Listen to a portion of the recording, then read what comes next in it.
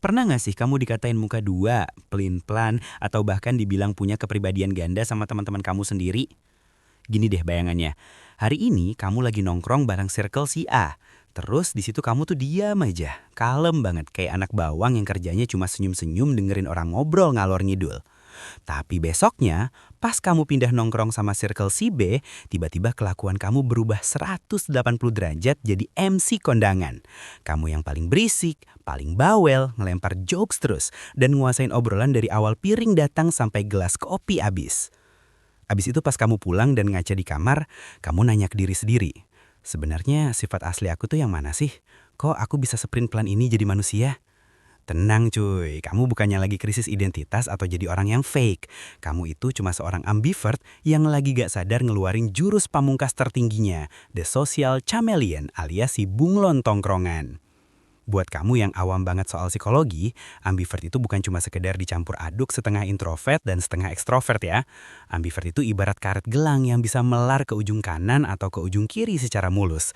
Tergantung kamu lagi dilempar ke dalam lingkungan yang kayak gimana. Rahasia terbesarnya ada di sini.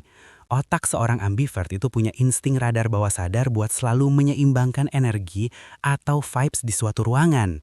Coba deh kamu ingat-ingat pas kamu lagi kejebak di tongkrongan anak-anak ekstrovert parah yang suaranya kayak toa masjid semua dan energinya tumpah-tumpah bikin pusing. Otak kamu tuh otomatis bakal ngerem mendadak dan ngasih warning. Waduh, kalau aku ikutan heboh juga, ini tongkrongan bisa meledak nih. Makanya, secara nggak sadar, sistem tubuh kamu langsung nurunin ego, masuk ke mode power saving alias hemat baterai, dan berubah wujud jadi pendengar yang baik. Kamu tiba-tiba jadi sosok pawang yang bijak, atau jadi tempat sampah curhatan buat teman-teman kamu yang lagi heboh itu. Tapi, coba deh skenarionya dibalik 100%. Kamu tiba-tiba ditaruh di dalam ruangan yang isinya cuma anak-anak introvert murni yang pendiam, kaku, dan pada sibuk nunduk main HP semua. Suasananya kan awkward abis, krik-krik banget kayak kuburan baru. Nah, di saat itulah insting pahlawan kesiangan kamu mendadak aktif. Baterai ekstrovert kamu yang tadinya tidur langsung nyala terang benderang. Kamu ngerasa punya tanggung jawab moral buat nyelamatin suasana biar gak mati gaya. Akhirnya kamu yang tadinya pendiam terpaksa ngambil alih obrolan, mancing-mancing topik, dan nanya-nanya hal random biar mesin obrolannya pelan-pelan jalan. Tapi sebenarnya jadi si bunglon yang so asik ini tuh punya harga tebusan yang harus dibayar mahal banget, yaitu capek secara mental. Kamu tuh gampang banget drain atau kehabisan energi, karena otak kamu kerja keras tanpa henti buat terus-terusan ngebaca vibes orang lain dan menyesuaikan topeng mana yang harus kamu pakai hari ini.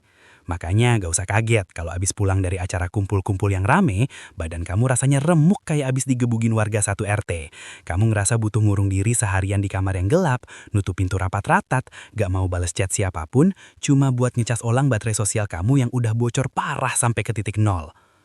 Ironisnya, banyak banget orang di luar sana yang salah paham dan ngejudge kalau ambivert itu adalah orang yang manipulatif, fake, atau gak punya pendirian yang jelas karena sifatnya bisa berubah-ubah ngikutin angin. Padahal itu murni kebodohan mereka aja yang gak ngerti ilmu psikologi dasar. Asal kamu tahu, sifat bunglon ini justru adalah cheat code atau skill pasif paling OP alias overpowered yang bisa kamu pakai buat ngehack dunia nyata, apalagi di dunia pekerjaan, bisnis, dan percintaan. Kenapa gue bilang OP? Karena kemampuan kamu buat berubah wujud itu adalah tanda kalau empati kamu ada di level dewa. Kamu ngerti banget gimana caranya ngadepin bos yang gampang meledak tanpa bikin dia makin naik darah. Tapi di waktu yang bersamaan, kamu juga bisa ngerangkul bawahan kamu yang pemalu biar mereka berani ngeluarin ide. Kamu bisa masuk ke sena mana aja tanpa kelihatan aneh. Mau digabungin sama tongkrongan elit anak jaksel yang hedon, sampai tongkrongan abang-abang warkop pinggir jalan yang merakyat, kamu bakal tetap ditarima. Karena kamu punya radar buat ngeblend sama energi mereka tanpa kelihatan maksa. Jadi dengerin aku baik-baik, berhenti ngerasa aneh, ngerasa bersalah, atau ngerasa krisis identitas cuma karena kamu punya sikap yang beda-beda di tempat yang beda-beda. Kemampuan kamu beradaptasi dan ngebaca ruangan, itu bukanlah sebuah kelemahan yang harus ditutupin. Itu adalah bukti nyata kalau kecerdasan emosional atau EQ kamu jauh berada di atas rata-rata orang normal yang cuma bisa mikirin egonya sendiri. Mulai sekarang, santai aja nggak? Kalau besok-besok ada teman kamu yang nanya dengan nada sinis, sebenarnya kamu tuh aslinya pendiam apa berisik sih? Kamu tatap aja matanya, terus jawab sambil senyum tipis. Tergantung aku lagi ngadepin siapa.